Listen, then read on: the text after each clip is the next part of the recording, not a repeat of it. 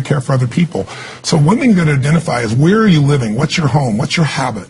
And then the way to change it is, when I was homeless, literally on my own, just getting started, I didn't have the internet, but I decided I had to go to a library and I had to feed my mind. And I always tell people the first stage is, weeds grow automatically. One of my teachers taught me, he said, every day stand guard at the door of your mind and feed it something good. Because if your worst enemy puts sugar in your coffee here, you're fine. If your best friend by accident trying to help you puts some strychnine, you're dead.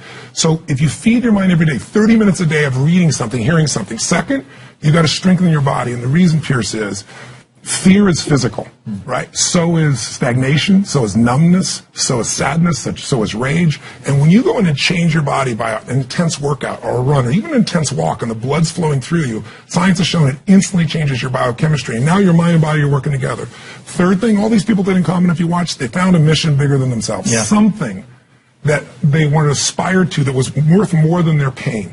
And then the fourth thing is, you got to find a role model. You heard it with Nick. Almost everybody finds a role model that makes it real. I was with Warren Buffett and with Sarah Blakely, the youngest billionaire. We did this roundtable about the future.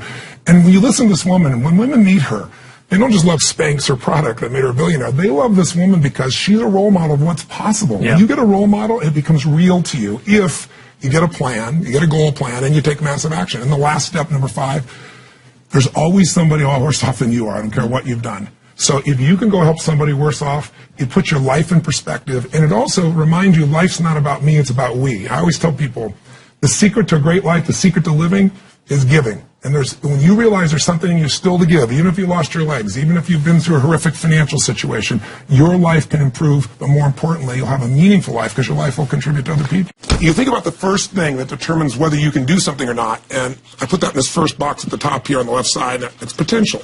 Like, what's the potential of a human being? Like, when you guys started, you proved something no one had done in history. You ran the 4-minute mile, right? For golly knows how many centuries, they're trying to run a 4-minute mile. Roger Bannister does it.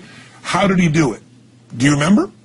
You did it in this industry, right? You made $1 million in a day. No one had ever done that in history, right? After you did it, a bunch of other guys are doing it because it became possible. Roger Bannister didn't just go physically practice. He made a shift in his head. He practiced in his head because he could never achieve it physically, so he had to change in his head first so that the result became certain enough he believed it, and then his body got him through. After Roger Bannister ran that 4-minute mile, within 2 years, 37 people ran a 4-minute mile. Wow. When no one in history had ever done it. Now, here's how it works. The potential for anybody getting your product is extraordinary. They can do what you've done as much, more or less. They can do whatever they want to do. The potential's there. The market's proven that. Whether or not they tap into potential has a lot to do with what action they take, which is the question you came to me with, right? Like, God, they all have potential, but they're not taking action. And we all know that the action they take is going to determine the results they get. That's pretty obvious. So most people have a belief about what their real potential is no matter what you tell them. And that affects how much action they take. And, of course, that affects the result. And then, ironically, that result reinforces their belief. And then that belief affects it. So I'll give you an example. Let's say a person has unlimited potential, we all agree.